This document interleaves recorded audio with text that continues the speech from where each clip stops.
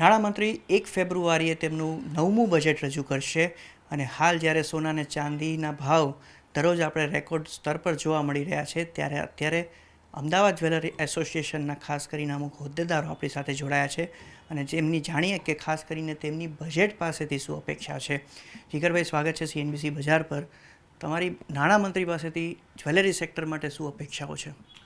સૌપ્રથમ તો હું CNBC આવવાનો આભાર વ્યક્ત કરું છું કે તેમના માધ્યમથી અમને આજે ફાઇનાન્સ મિનિસ્ટરશ્રીને એક અપીલ કરવાનો જે મોકો મળ્યો છે તે બદલ આપનો હું આભાર વ્યક્ત કરું છું. સાથે સાથે હું એમને એક રિક્વેસ્ટ કરીશ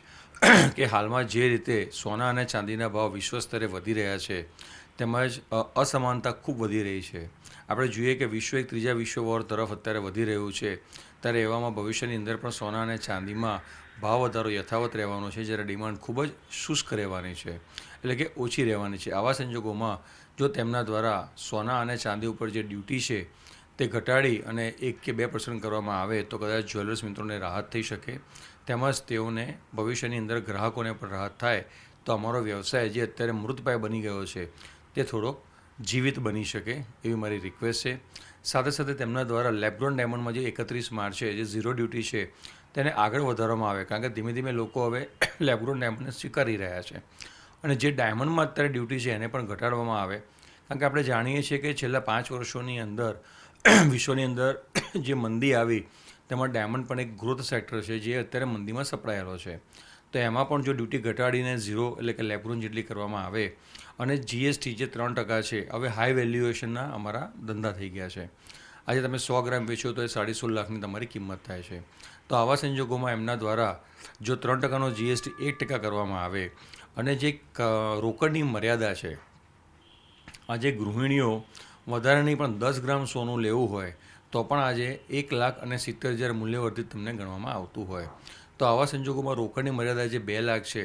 તેને વધારીને 10 લાખ સુધી કરવામાં આવે તો ધંધાને ફરી પાછો વેગવંતો બનાવી શકાય અને માર્કેટની અંદર જે શુષ્કતા વ્યાપી ગઈ છે ભાવ વધારાના કારણે તેમાં થોડુંક જીવન થાય.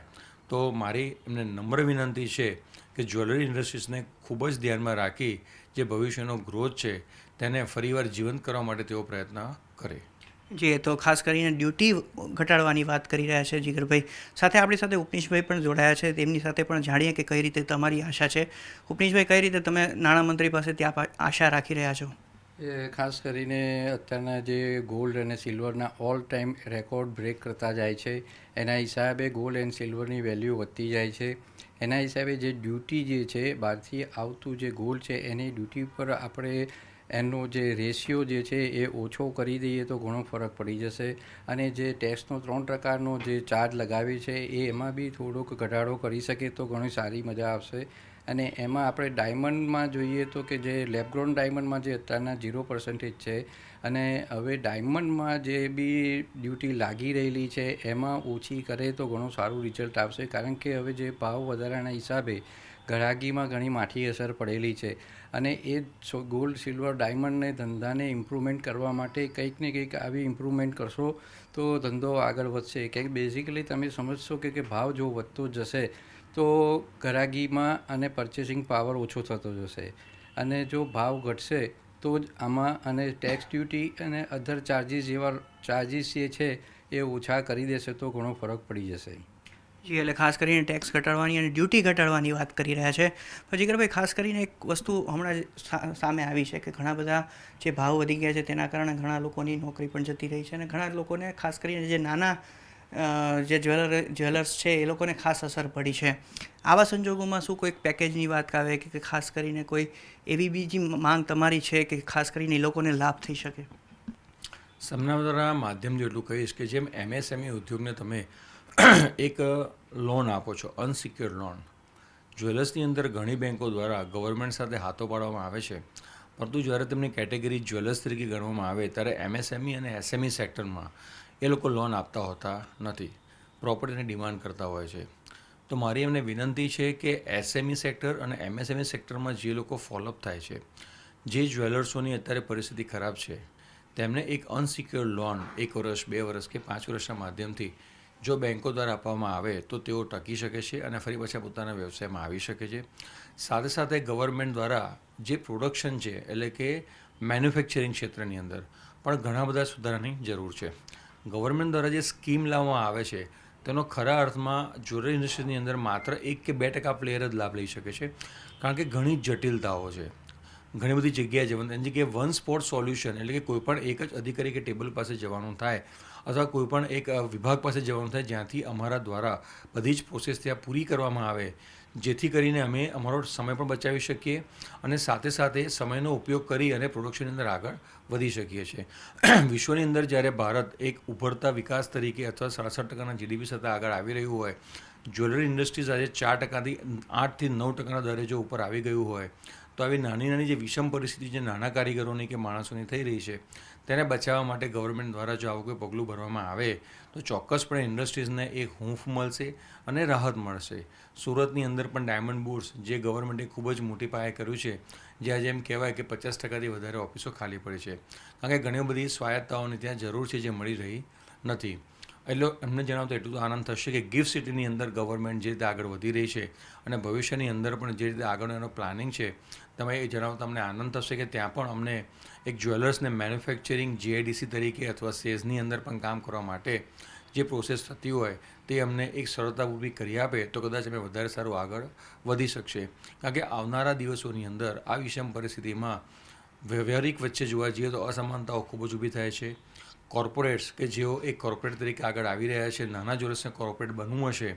તો કેવી રીતે આગળ બની શકે છે અને જીવનમાં આગળ આવી શકે તેનો પણ જો એક ધ્યેય PMC દ્વારા કોઈ ગાઈડલાઇન્સ બાબતે બહાર પાડવામાં આવે તો ચોક્કસ ઇન્ડસ્ટ્રીઝને સૌથી મોટો ફાયદો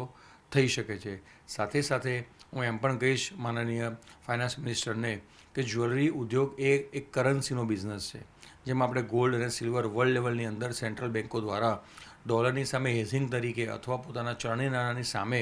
આજે એક ગોલ્ડ અને સિલ્વરની બાઇંગ કરી રહ્યા છે. બ્રિક્સ દેશોનું જ્યારે સંમેલન થાય છે ત્યારે પણ એવું સાંભળવામાં આવે છે કે તેઓ પણ પોતાના ચલણી નાણાંની સામે ગોલ્ડને રિઝર્વ કરવામાં આવી રહ્યું છે. તો આવા સંજોગોની અંદર ભવિષ્યની અંદર જ્વેલર્સોના માધ્યમથી લોકોના ઘરમાં પડેલું સોનું રિસાયકલ થાય તેના માટે જ્વેલર્સની ભાગીદારી સાથેની જો કોઈ સ્કીમ તેમના દ્વારા રજૂ કરવામાં આવે તો મારા ખ્યાલથી જે ભારતની અંદર આપણે ટન બંધ સોનું ઘરોમાં પડ્યું છે તે ચોક્કસ બહાર આવશે, કારણ કે મોટાભાગના ગ્રાહકો જ્વેલર્સ પાસે જતા હોય છે, ન કે બેંક ઇન્સ્ટિટ્યુશન પાસે. તો જ્વેલર્સની ભાગીદારીથી જો કોઈ સ્કીમ આવશે, કોઈ એવી લાંબી પ્રક્રિયા લોકો પૂરી કરશે જેને ટૂંકામાં બતાવી શકે, તો મારા ખ્યાલથી ગવર્મેન્ટને સોના ચાંદીની અંદર ખૂબ મોટો ફાયદો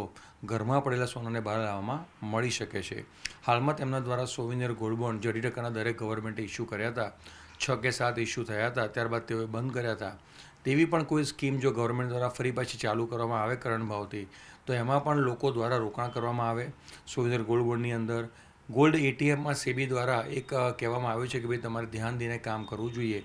તો ગવર્મેન્ટે આમાં પણ ધ્યાન રાખવા જેવું છે કે બીજો કોઈ સ્કેમ ન થતા જે કંપનીઓ દ્વારા ગોલ્ડ અથવા સિલ્વરના ETF ચલાવવામાં આવી રહ્યા છે તે પ્રોપર થાય, તેમજ સમગ્ર દેશની અંદર એક સરખું ચલણી લાવવા માટે જેમ BISની સ્થાપના કરવામાં આવી છે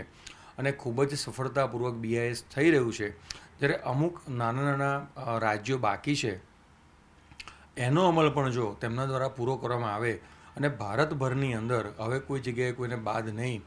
એની જગ્યાએ સંપૂર્ણ વ્યવસાય માત્ર ને માત્ર BISનો થઈ જાય તો કદાચ વધારે ફાયદો થશે એવું મારું માનવું છે.